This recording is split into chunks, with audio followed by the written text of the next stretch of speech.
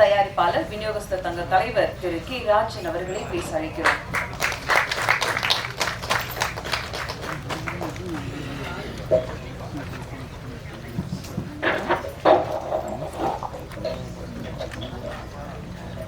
மிக விரைவாக என்னை அழைத்தமைக்கு நன்றி.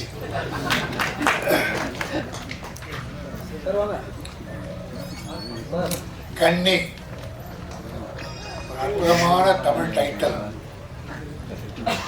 கன்னி என்பது பரிசுத்தம், தூய்மையான, எந்த கரையும் படையாத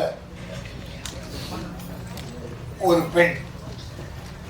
தமிழுக்கு அது ஒரு அற்புதமான பேர். கன்னி பெண், கன்னி கழியாதவள் என்று நம்முடைய சான்றோர்கள் அழைப்பார்கள். அப்படியே ஒரு அற்புதமான டைட்டிலை வைத்திருக்கிற தம்பி சிவா, மாயோன் சிவா, கூடவே ஊர் பேரை வச்சு தொரப்பாடி. மாயோனைய மறக்கல, தொரப்பாடிய மறக்கல நம்ம சிவா. திறமை நிறைந்திருக்கிறது, பேச்சு குறைந்திருக்கிறது, திறமை நிறைந்திருக்கிறது. அவர் தொட்டிருக்கிற கதை கரு இருக்கிறதே, தமிழ் பாரம்பரியம், தமிழ் கலாச்சாரம், தமிழ் பண்பாடு அனைத்தையும் உள்ளடக்கிய ஒரு அற்புதமான கரு. சித்த வைத்தியம். நம்முடைய பேரரசு கூட பேருரையாற்றினார். பல பேர் பேருக்கு அரசா இருப்பாங்க, பேருக்கு ஆசிரியர் பாருங்க, பேராசிரியர்னு.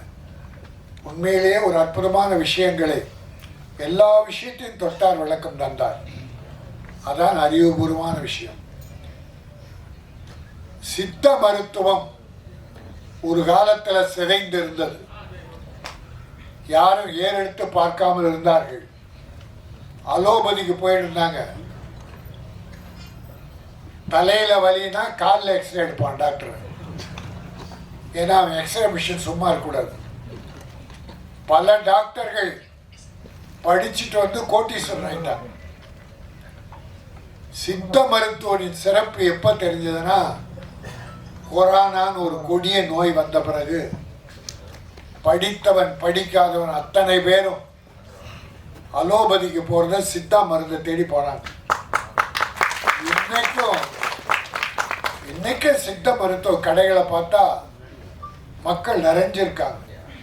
சைடு எஃபெக்ட் இல்லாதது, உடலுக்கு வலு சேர்ப்பது. உடல் அந்த மருந்து ஒவ்வொன்றுமே இலையிலிருந்து, காயிலிருந்து, கனியிலிருந்து, வேரிலிருந்து, ஒரு மரம், நம்ம இயற்கை எண்ணெய் தந்த அந்த மரம், செடி, கொடி, அதிலிருந்து வருகிற மரம். அது சத்து, அது எந்த வகையிலும் விஷமாகாது. அலோபதி சில நேரத்தில் பக்க விளைவை ஏற்படுத்திடும். சித்த மருந்து நம்பிக்கையோடு சாப்பிடலாம். இன்னைக்கு பாருங்க, இன்னும் ஒரு 10 வருஷத்துக்கு அப்புறம் சித்தா மிகப்பெரிய மருத்துவமனைகள் உருவாக போகுது. ஆக அந்த விஷயத்தை இந்த படத்தில் அற்புதமாக சொல்லியிருக்காங்க. ஹீரோயினையும் மற்ற கேரக்டர்லாம் வச்சு. எனக்கு இங்கே நான் இது சக்தி சரவணன் கூப்பிட்டேன். நிறைய ஃபங்க்ஷன் நம்ம பிஆர்ஓ சகோதரர்கள் கூப்பிடுவாங்க.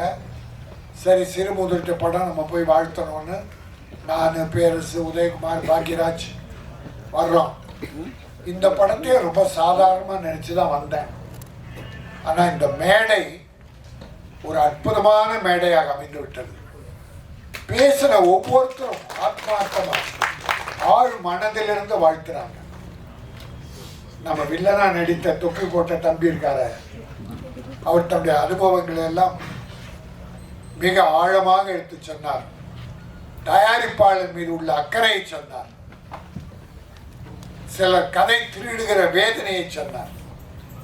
அந்த 2 பொண்ணுக்கு அப்பா நடிக்கிறார் தமிழ் மணிமார், ஆத்மார்த்தமா பேசினார். தாரா அவங்க பேசும்போது பார்த்தேன், நம்ம படம், நாங்கள் வேலை செய்தோம், நாங்கள் எடுத்தோம், நாங்கள் லொக்கேஷன் போனோம், இந்த வார்த்தை ஒவ்வொருத்தருக்கும் வேணும். தயாரிப்பாளர் வேணும், பணம் கொடுக்கிற கருவூல மாதிரி நினைக்கிறானுங்க. தயாரிப்பாளரோடு இணைந்து நடிகர்கள், இயக்குனர் முதல், இயக்குனர் முக்கியம். இயக்குனர் இல்லாமல் படமே இல்லை. அதே போல் தயாரிப்பாளர் இல்லாமல் படம் இல்லை. தயாரிப்பாளர் காசு போட்டு தேங்காய் பூ பழம் வாங்கி பூஜை போட்டால் தான் உங்களுக்கு எல்லாருக்கும் வேலை. அதே போல் கடைசியில் பூசணிக்காய் வந்து உடைக்கணும், அதுக்கும் தேவை. இப்படி ஆடியோ ஃபங்க்ஷன் நடத்தணும். ஒரு இசையமைப்பாளர் ரூமில் போட்டு டியூன் போட்டு அது உலகத்துக்கு பரவிடாது. அந்த தயாரிப்பாளர் அவருக்கு வேண்டிய தண்ணி பாட்டில் இருந்து எல்லாம் வாங்கி கொடுத்து டியூனை வாங்கி ஒரு கவிஞரை அழைத்து பாடல், நம்ம போல கவிஞரை அழைத்து பாடல் எழுதி வைத்து, பிறகு ஒரு நல்ல பாடகர் வைத்து பாட வைத்து, நல்ல பாடல் உருவான பிறகு அதை இப்படி இசை வெளியீட்டு விழாவுக்கு அதுக்கு ஒரு 50 லட்சம் செலவு பண்ணி அதை உலகுக்கு அறிமுகப்படுத்தினா அது தயாரிப்பாளர் ஆரம்பத்திலிருந்து முடிவு வரை இருக்கிற செலவு. அவர் செய்த வேலைக்கு பணம் கொடுத்துட்டார். ஆக இந்த பாட்டு முழுவதும் தயாரிப்பாளர் மட்டுமே சொந்தம். அது என்ன சட்டம் என்ன வேணா சொல்லட்டும். ஆன்மீகமா நினைச்சு பாருங்க, ஆத்மாவை நினைச்சு பாருங்க. எல்லாத்துக்கும் நம்ம பணம் கொடுத்துறோம். அதுக்குன்னு ஒரு சம்பளம் வாங்கிட்டு எனக்கு சொந்தம் சொன்னா அது பேராசை. ஆனா அக்ரிமெண்ட்ல இருந்ததுன்னா கொடுத்தாங்க. அக்ரிமெண்ட் போடும்போதே இந்த படத்துக்கு இசையமைக்கிற இசைப்பாளருக்கு இதில் வருகிற வருவாயில் தயாரிப்பாளர் 50%, இசையமைப்பாளர் 25%, கவிஞர் 10%, பாடகர் 10% ஒரு அக்ரிமெண்ட் போட்டால் அதை நம்ம ஆனர் பண்ணணும். அதை மறுத்து வாதம்லாம் பண்ணக்கூடாது. ஆக முதல் போடுகிற முதலாளியை துரோகம் செய்துவிட்டு நான் மட்டுமே சம்பாதிக்கணும்னு நினச்சி இன்னைக்கு எத்தனை தயாரிப்பாளர்கள் வருவாய் இல்லாமல் வறுமையில் வாடுறாங்க உங்கள் எல்லாருக்கும் தெரியும். என்னுடைய மீடியா சகோதரர்கள் அத்தனை பேருக்கும் தெரியும்.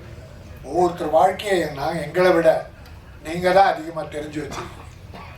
ஆகவே ஒரு படம் எடுக்கிற போது இப்படிப்பட்ட ஒரு குழு இணைந்து தயாரிப்பாளர் செல்வராஜ் ஒரு தங்கமான எப்படா இப்படி ஒரு நட்பு கிடைச்சது பார்த்தா முதல்ல தயாரிப்பாளர் தங்கமான உள்ளம், எல்லாருக்கும் பெரிய மரியாதை கொடுத்துருக்காங்க, யாருக்கும் பாக்கி வைக்கல, எல்லாரும் நிறைவா அன்போடு நடத்தி மரியாதையோடு நடத்திருக்காரு. அதனால எல்லாரும் அவரை சூழ்ந்து இந்த படம் வெற்றி பெறணும். பாருங்க, இந்த படத்தை டேட்டா இருக்கு 17 ரிலீஸ்.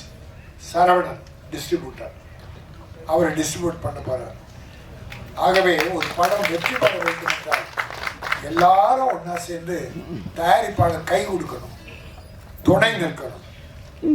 நான் அதனால் இந்த கண்ணி நிச்சயம் தமிழ் மக்களின் மனதிலே ஒரு நல்ல இடம் பெறும், வசூல் தரும், தயாரிப்பாளர் மீண்டும் படம் எடுப்பார் என சொல்லி, இது தமிழ் பாரம்பரியம், கலாச்சாரம், பண்பாடு மிக்க கதையானதால நம்ம தமிழ்நாட்டில் நடக்கிற சில அவலங்கள்